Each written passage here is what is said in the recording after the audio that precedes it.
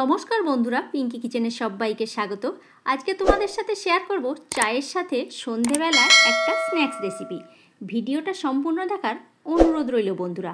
তাহলে ভিডিওটা শুরু করা যাক। আমি বড় বড় দুটো সাইজের আলুকে আগে থেকে সিদ্ধ করে রেখে দিয়েছিলাম। সে আলু সিদ্ধটা খুব ভালো করে ম্যাশ করে নিচ্ছি।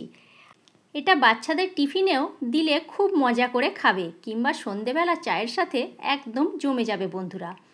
দেখো, আলু সেদ্ধটা মাখিয়ে নেওয়ার পর এর মধ্যে দিয়ে দিলাম স্বাদ মতো নুন, আর দিয়ে দিচ্ছি 1 চামচ মতো ভাজা জিরের গুঁড়ো। আমি জিরেকে ভেজে গুঁড়িয়ে রেখে দিয়েছিলাম, সেই ভাজা জিরের গুঁড়োটা এখানে 1 চামচ দিয়ে দিলাম। আর দিয়ে দিলাম চিলি ফ্লেক্স। তোমরা চাইলে এখানে লঙ্কার গুঁড়ো ব্যবহার করতে পারো। আমি এখানে লঙ্কাটা দিলাম না, যেহেতু ছেলেরা খাবে সেই জন্য দিলাম না। তোমরা তোমাদের স্বাদ অনুসারে ঝালটা কম বেশি করে নিতে পারো। দিয়ে দিলাম কিছুটা পরিমাণে ধনেপাতা কুচি, আর দিয়ে দিলাম 2 চামচ মতো কর্নফ্লাওয়ার। এবারে খুব ভালো করে হাত দিয়ে সমস্ত উপকরণগুলো দেওয়ার পর মাখিয়ে নিচ্ছি। বন্ধুরা, ভিডিওটা যদি ভালো লেগে থাকে লাইক কমেন্ট শেয়ার করো। আর আমার চ্যানেলে যদি নতুন বন্ধু হয়ে থাকো তাহলে আমার চ্যানেলটা সাবস্ক্রাইব করার অনুরোধ রইল। আর ফেসবুক পেজ থেকে দেখে থাকলে আমার পেজটি ফলো করে নিও। দেখো, খুব ভালো করে মাখিয়ে নিয়েছি। মাখিয়ে নেওয়ার পর আমি হাতটা একটু ধুয়ে নিয়েছি। ধুয়ে নেওয়ার পর হাতে কিছুটা পরিমাণে তেল মাখিয়ে নিয়েছি। তেলটা মাখিয়ে নিয়ে খুব ভালো করে আবার একটা ডো তৈরি করে নিলাম। এবার এই ডোটাকে দুভাগ করে নেব। যেমন করে আমরা আঠা মাখি সেই রকমভাবে মেখে নিয়েছি। এবার ডোটাও সেইভাবে লম্বা করে তৈরি করে নিচ্ছি। একটা প্লেটের ওপর আমি এই ডোটাকে নিয়ে নিয়েছি। নিয়ে দেখো, ঠিক এইভাবে লম্বা আকারে করে নিলাম। দিয়ে একটু হাত দিয়ে চ্যাপ্টা করে দিলাম। এবারে একটা ছুরি নিয়ে ত্রিকোণ আকারে এটাকে কেটে নিতে হবে। তোমরা একবার হলেও এই রেসিপিটা ট্রাই করো বন্ধুরা। আশা করছি তোমাদের ভালোই লাগবে। আর যারা আঁশ খেতে চাও তারা একটু পেঁয়াজের কুচি দিতেই পারো। পেঁয়াজের কুচি দিলেও ভালো লাগবে। দেখো, ত্রিকোণ আকারে আমি এখানে কেটে নিলাম। কেটে নিয়ে হাত দিয়ে খুব ভালো করে একটা শেপ তৈরি করে নিচ্ছি। দেখো, এইভাবে কেটেছি। এবারে হাত দিয়ে খুব ভালো করে শেপটা আমি তৈরি করে নিচ্ছি। ক্যামেরাটা একটু ঘুরে গেছে, সেই জন্য দেখা যাচ্ছে না খুব ভালোভাবে। দেখো, আমি হাত দিয়ে শেপটা তৈরি করে নিয়েছি। নিয়ে তোমাদের দেখিয়ে দিচ্ছি। এইভাবে বাকি সমস্তগুলো আমি তৈরি করে নেব। আর একটা তোমাদের দেখিয়ে দিচ্ছি। এই রেসিপিটা সন্ধ্যাবেলায় চায়ের সাথে একদম জমে যাবে। আর বাচ্চারা তো পেলে খুবই আনন্দ করে খাবে এটা। দেখো, আর একটাও আমি তোমাদের দেখিয়ে দিলাম। আর বাকি সমস্তগুলো আমার এখানে শেপ আকারে তৈরি করা হয়ে গেছে। এবারে আমি এখানে 2 প্যাকেট ম্যাগি নিয়ে নিয়েছি। ম্যাগিটাকে খুব ভালো করে হাত দিয়ে গুঁড়ো করে নিচ্ছি। একদম ছোট ছোট করে গুঁড়ো করে নিতে হবে।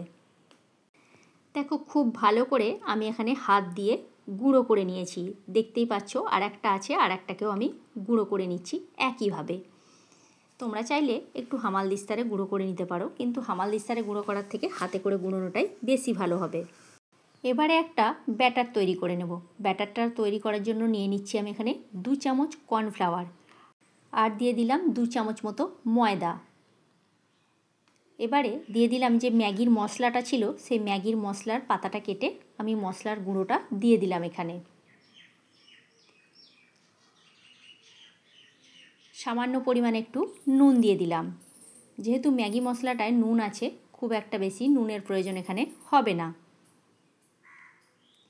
এবারে অল্প অল্প জল দিয়ে খুব ভালো করে ব্যাটারটাকে তৈরি করে নিতে হবে। খুব বেশি পাতলাও করা চলবে না, আবার খুব বেশি মোটাও করা চলবে না। একবারে কিন্তু বেশি করে জলটা ঢেলে দেবে না। অল্প অল্প জল দিয়ে ব্যাটারটাকে তৈরি করবে। দেখো, একটা স্মুথ ব্যাটার আমার তৈরি হয়ে গেছে। দেখতেই পাচ্ছ কত সুন্দর হয়েছে।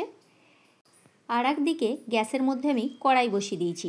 কড়াইটা খুব ভালোভাবে আমার গরম হয়ে গেছে। কড়াইয়ের মধ্যে দিয়ে দিলাম বেশ কিছুটা পরিমাণে সাদা তেল।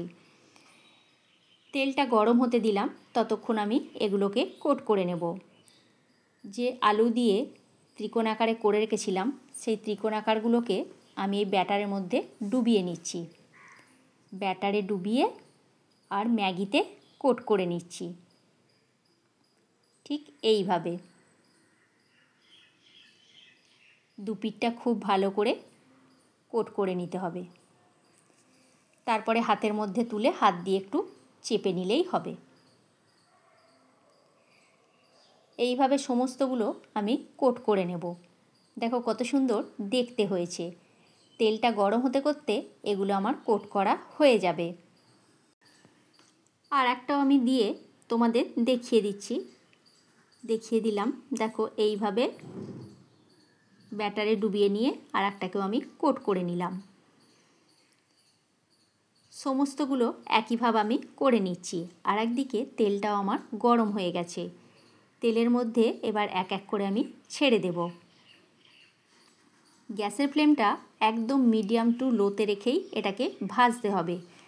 আর যদি হাই হিটে ভাজা হয় তাহলে তাড়াতাড়ি কিন্তু লাল হয়ে যাবে আর ভেতরটা কাঁচা রয়ে যাবে। সেই জন্য একটু লো হিটে এগুলোকে ভাজতে হবে।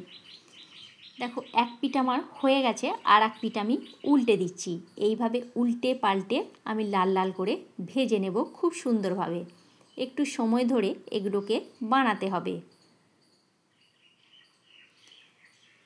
দেখো কী সুন্দর দেখতে লাগছে, আর খেতে তো অসাধারণ হয়েছিল বন্ধুরা। এইভাবে সমস্তগুলো আমি একইভাবে ভেজে নেব। ভেজে নিয়ে সবার শেষে তোমাদেরকে দেখিয়ে দিচ্ছি। সন্ধ্যাবেলা যখন কিছু একটা খেতে ইচ্ছা করে তখন এইভাবে চটজলদি এই রেসিপিটা বানিয়ে নাও। আশা করছি তোমাদের ভালোই লাগবে। বাকি সমস্তগুলো আমার এখানে ভাজা হয়ে গেছে। একটা প্লেটের মধ্যে তুলে নিয়েছি, তার সাথে সস দিয়ে দিয়েছি। তাহলে কেমন লাগলো রেসিপিটা অবশ্যই জানিও। ভালো লাগলে একটা শেয়ার করে দিও। আজকের মতো তাহলে এইখানেই।